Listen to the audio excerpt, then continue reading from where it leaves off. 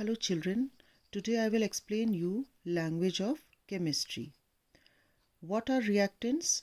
Substances that give rise to new substances during a chemical reaction are called reactants, and the new substances formed as a result of those chemical reactions are called as products.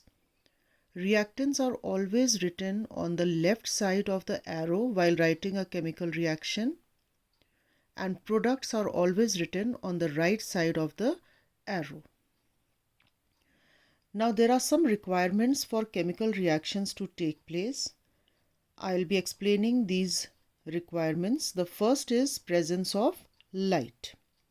We know that photosynthesis in green plants only takes place in the presence of sunlight. The reactants, that are carbon dioxide and water, combine with each other in the presence of sunlight and chlorophyll and produce food for the plant in the form of glucose. Also, oxygen is produced as a byproduct of this process. Second is presence of heat. Some reactions take place only in the presence of heat. For example, glucose gets converted into charcoal and water vapor when heated. Presence of reactants in a suitable physical state. Reactants react with each other in suitable physical states.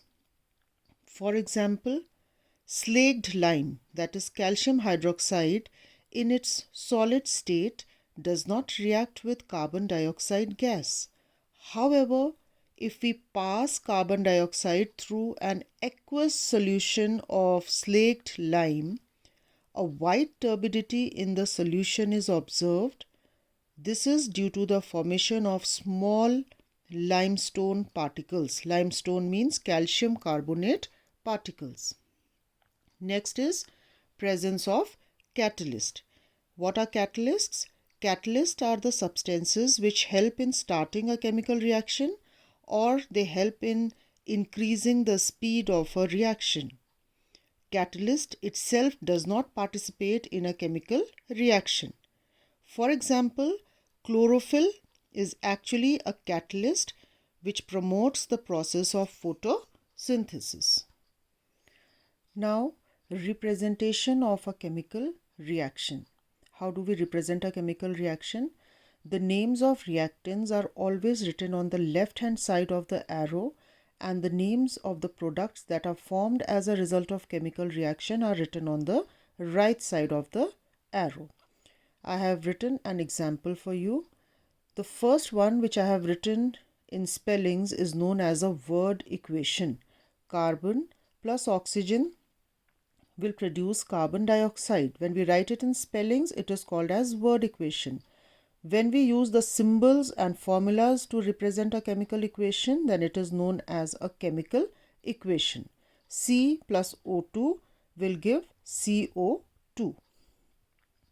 Now, when we write a chemical equation, we have to make sure that the chemical equation is balanced. Now, how do we make sure that it is balanced? The number of atoms of each element on the reactant side and the product side have to be equal. Then only it is called as a balanced chemical equation. For example, CH4 methane reacts with oxygen to form carbon dioxide plus water. Now, if we compare the number of atoms on left and right hand side, what do we see? On left side, there is one carbon atom. On right side, carbon atom is 1. So, they are equal. On left side, we have 4 hydrogen atoms.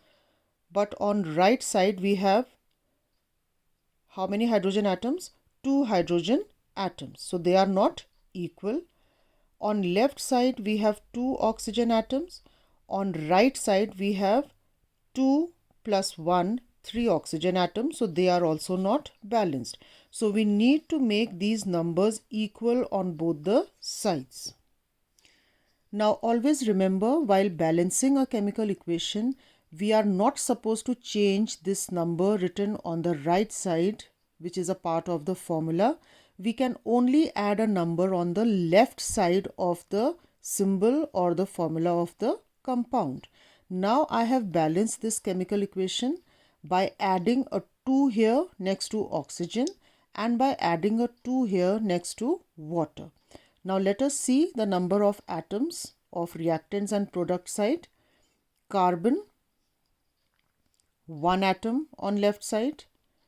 Carbon, 1 atom on the product side. Hydrogen, 4 atoms here. Hydrogen, 2 twos are 4 atoms here. Oxygen, 2 into 2, 4 atoms. Oxygen, 2 plus 2, 4 atoms. Now the atoms of each element on the left hand side are equal to atoms of each element on the right hand side. So we call it a balanced chemical equation. Now characteristics of a chemical reaction. The first characteristic is change in color. Some chemical reactions are characterized by change in color. For example, iron on reacting with copper sulfate solution, which was originally blue in color, after the reaction is over, we get a green color solution, which is iron sulfate plus copper is produced. So the color changes from blue to green. Second characteristic is release of a gas.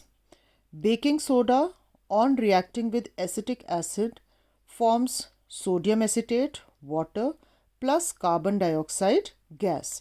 An arrow pointing upwards shows release of a gas. Change in physical state. Solid zinc reacts with liquid sulfuric acid and forms zinc sulfate plus hydrogen gas.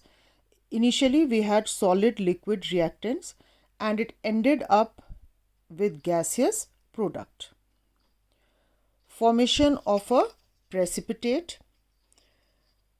Potassium iodide reacts with lead acetate. It forms potassium acetate plus lead iodide. This is a yellow color precipitate which is formed as a result of the chemical reaction. Now, how do you define a precipitate? A precipitate is an insoluble solid substance which is produced as a result of any chemical reaction. Release or absorption of heat. If sodium hydroxide is made to react with hydrochloric acid, it produces sodium chloride plus water plus heat energy is released.